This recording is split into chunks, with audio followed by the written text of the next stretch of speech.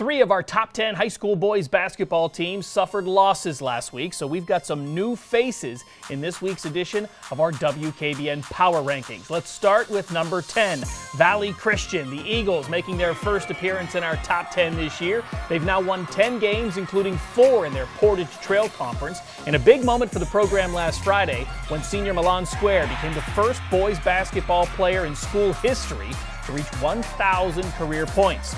Now, the Eagles still have a long way to go. They've got league games with Crestwood and Rootstown coming up, both of which beat them the first time around. And Valley Christian will be moving up to Division III this season, so it's a challenging road ahead, but they're off to a great start. They certainly are. At number 9, the FARRELL Steelers. FARRELL also making its first appearance in the WKBN Power Rankings following an impressive win over West Middlesex last Friday night in our WKBN Game of the Week. FARRELL is now in sole possession of first place in Region 2. They also have 11 wins and are a perfect 7-0 in conference play.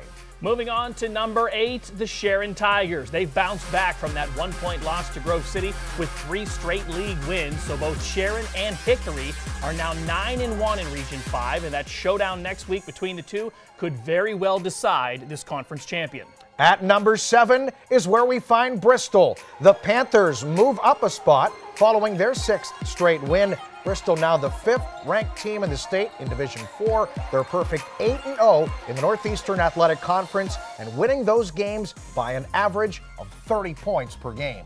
Moving on to number 6, that's where we find the Poland Bulldogs. They are 10-2 overall and remain undefeated at 7-0 in that Northeast 8 conference, the most competitive league in the Valley right now. The only conference opponent they haven't beaten is Struthers, and they will play the Wildcats on Friday. At number 5, LeBray. The Vikings fall 3 spots this week following a loss on Tuesday night at home to South Range, a tough opponent from the NE8. LeBray is 11-2 overall and remains the 10th ranked team in the state in Division 3.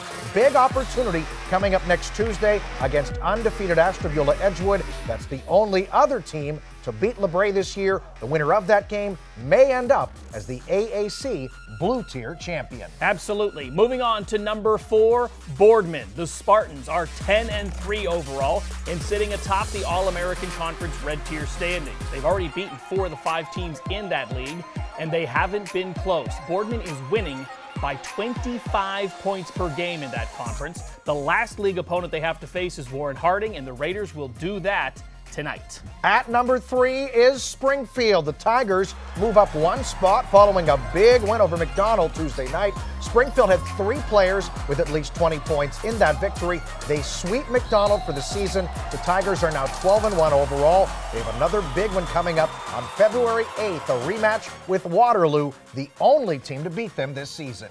How about at number 2, Hickory, their highest ranking this season for the Hornets. They've won 6 in a row, and their 14 wins, the most in the Valley this season.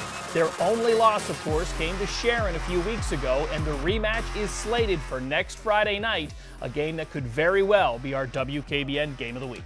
And last but not least is where we find Kennedy Catholic at number 1. The Eagles have also won 6 in a row, including a 73-64 victory over Lakewood St. Ed's. That was one of the few teams to beat them earlier this season. Kennedy has 2 of the top 5 scorers in all of District 10 right now, with Oscar Shoeboy and Maceo Austin, both of them averaging over 22 points a game. And the 3-time defending state champs are rolling in conference play, winning their league by 29 points per game. And of course, all eyes will be on the Eagles next Saturday night when they host Akron St. Vincent St. Mary's. That's a game that will feature 2 defending state champs with a combined 17 state titles between them. Sounds like Game of the Week to me on Saturday night. That's a look at our 3rd edition of the WKBN Power Rankings. We'll do it again next Wednesday right here at WKBN.com.